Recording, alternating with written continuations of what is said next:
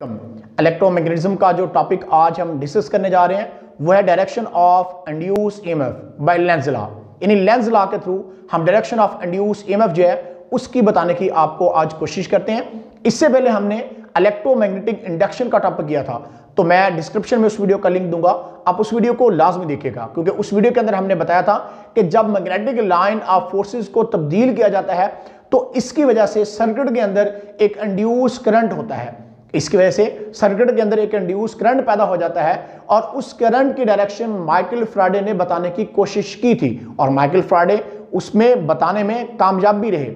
लेकिन Lenz law जो है ये बेसिकली हमें उस इंड्यूस करंट की डायरेक्शन बताने में काफी ज्यादा हमारे लिए हेल्पफुल रहता है, ये काफी सिंपल रहता है। तो सबसे पहले हम क्या करते हैं कि लेंज लॉ जो है इसकी स्टेटमेंट को रीड करते हैं कि इसकी स्टेटमेंट क्या है, लेंज लॉ कहना क्या चाहता है।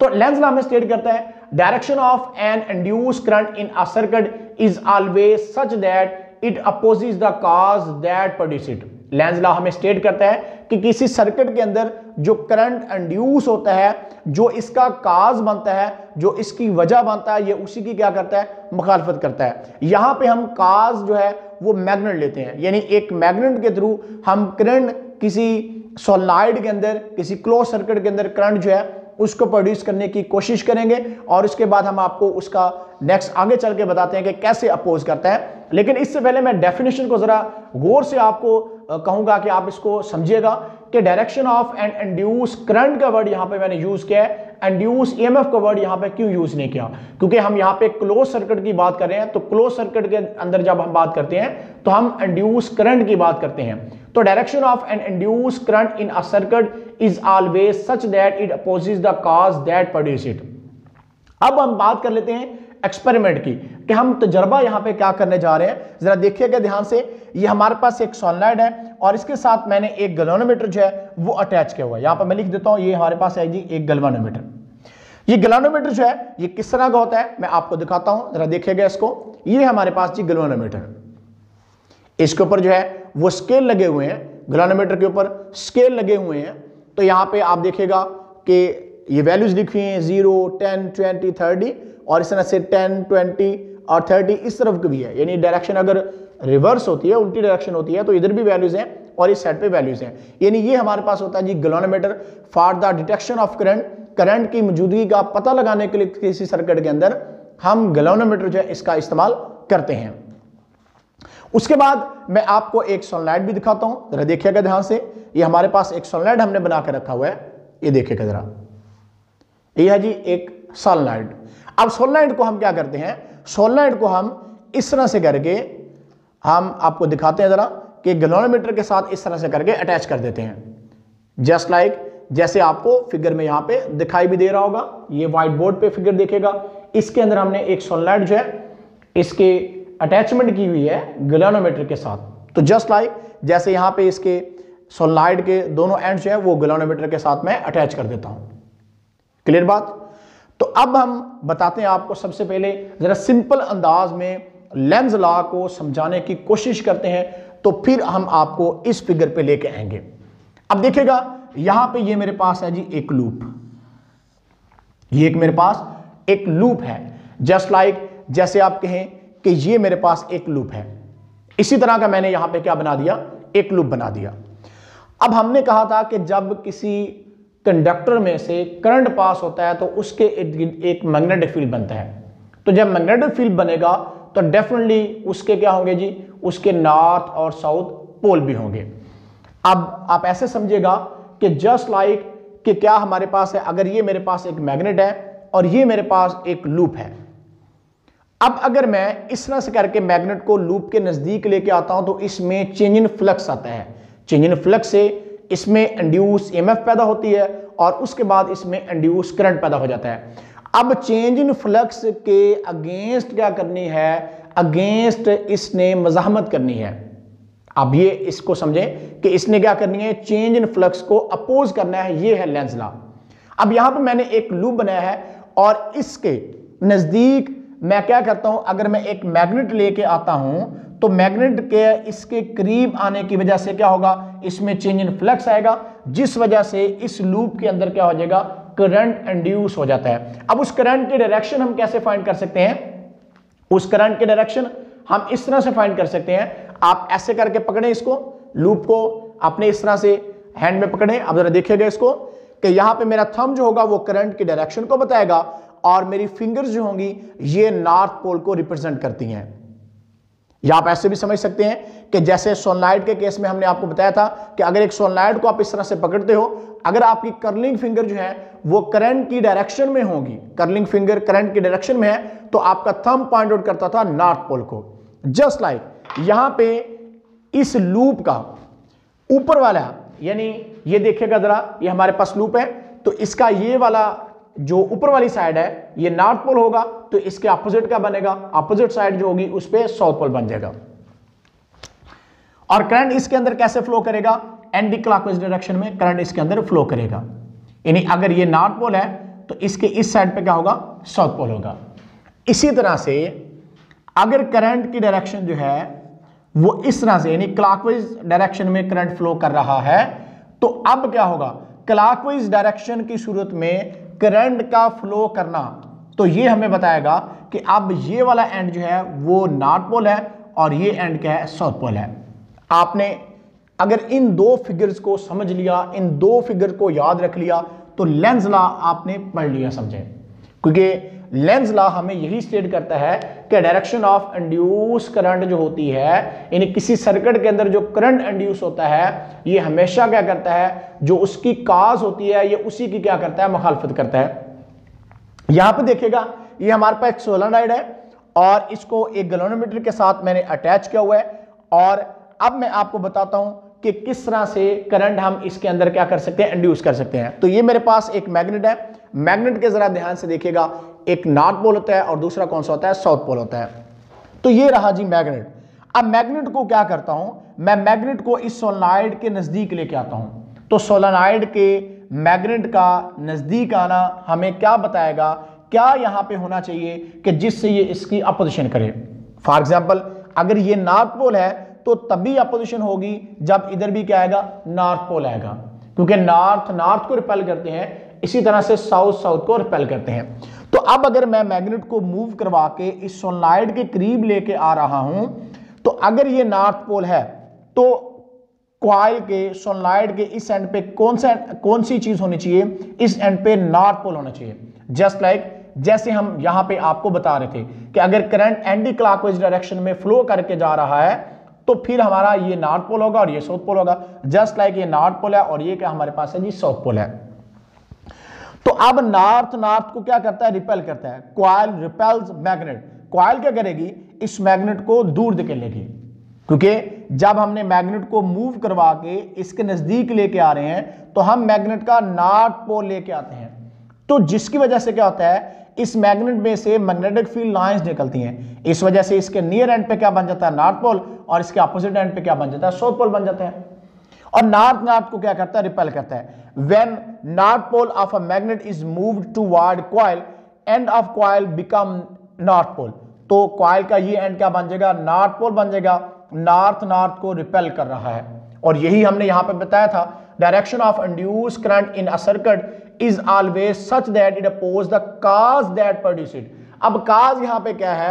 cause हमारा यहां पे मैग्नेट है कि क्या करना चाहिए? इसको इस मैग्नेट की मुखालफत करनी चाहिए, इसको इस मैग्नेट को अपोज करना चाहिए, और ये कर भी रहा है कि जब इस मैग्नेट को इसके नजदीक लेके आया तो नॉर्थ ने नॉर्थ को रिपेल किया, तो ये अपोजिशन होगी। अब करंट किस वजह से इंड्यूस हुआ था? करंट तो इस मैग्नेट की वजह से इंड्यूस हुआ था, और ये इसी की मुखालफत करने लग गया। तो ये है लेंज लॉ। यानी आप ये समझे कि अगर एक इंसान जो है वो आपके साथ नेकी करने की कोशिश कर रहा है तो आप उसके साथ ही बुराई कर दो, आप उसके साथ बुरा कर दो। जैसे नेचुरली इंसान होते हैं, इंसान कोई भी इंसान जो है वो किसी के साथ अगर अच्छाई करता है तो उसको बदले में अच्छाई नहीं मिलती, उसको बुराई मिलती है। और यही चीज यहां पे है कि नॉर्थ पोल जब इस कॉइल के सोलेनॉइड के करीब आता है तो नॉर्थ पोल और मैग्नेट जो है, क्योंकि इसके अंदर चेंजिंग फ्लक्स है जिस वजह से ये भी क्या बन गया? ये कॉइल भी मैग्नेट बन गई, और इसके इस साइड पे मैग्नेट के नियर एंड पे नॉर्थ पोल, अपोजिट साइड पे क्या बना? साउथ पोल बना, और नॉर्थ ने नॉर्थ को रिपेल किया। ये है जी लेंज लॉ।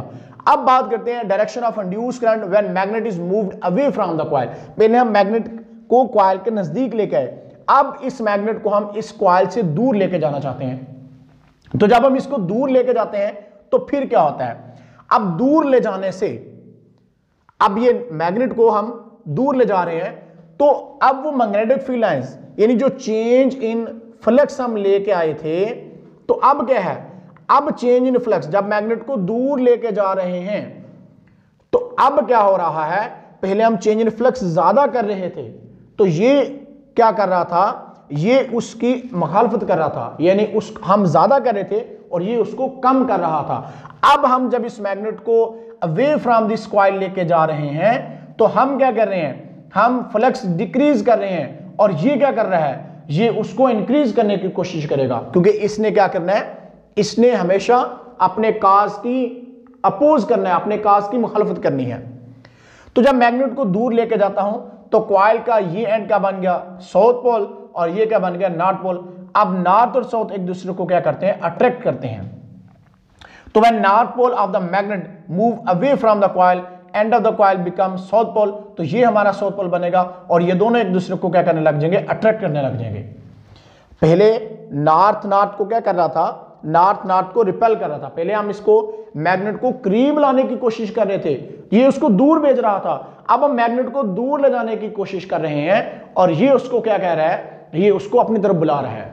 आप ऐसे समझें कि जैसे आप किसी को अपनी तरफ बुलाना चाहते हैं, आप कह रहे हैं कि आप मेरी तरफ आओ, जब वो आपके करीब आए उसको धक्का मारो, परे चले जाओ मेरे से, दफा हो जाओ यहां से, आप ऐसे कह दो उसको। लेकिन जैसे ही वो आपसे दूर जाने लगे तो आप उसको क्या बोलो कि नहीं भाई मेरे पास आ जाओ आप।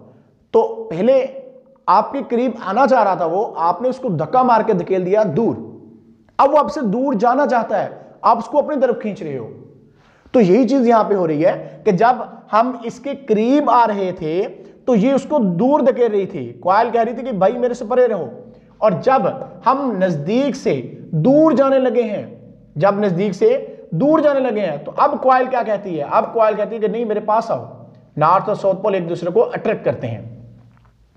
तो ये है सिंपल सा लेंज लॉ जिसने हमें डायरेक्शन ऑफ इंड्यूस करंट बताई है। पहले केस के अंदर अगर आप देखो तो डायरेक्शन ऑफ इंड्यूस करंट इस तरफ को है, तो दूसरे केस में आप देखें डायरेक्शन ऑफ इंड्यूस करंट जो वो लेफ्ट साइड को है, पहले राइट साइड को है, उसके बाद क्या है, लेफ्ट साइड को है। और इसको याद रखने का एक बहुत ही सिंपल तरीका मैंने आपको बोला है कि जब भी आपको मुश्किल लगे आप इन दो फिगर्स को याद रखिएगा, कभी भी आपको नहीं भूलेगा कि करंट जो है वो उसकी डायरेक्शन कौन सी है। यानी जब आप मैग्नेट को नजदीक लेके आओगे कॉइल के तो एंटी क्लॉकवाइज डायरेक्शन में करंट फ्लो होता है, और जब आप उससे दूर लेके जाते हो तो क्लॉकवाइज डायरेक्शन में करंट फ्लो होता है। ये है लेंज लॉ जिसने डायरेक्शन ऑफ इंड्यूस्ड करंट बताई है।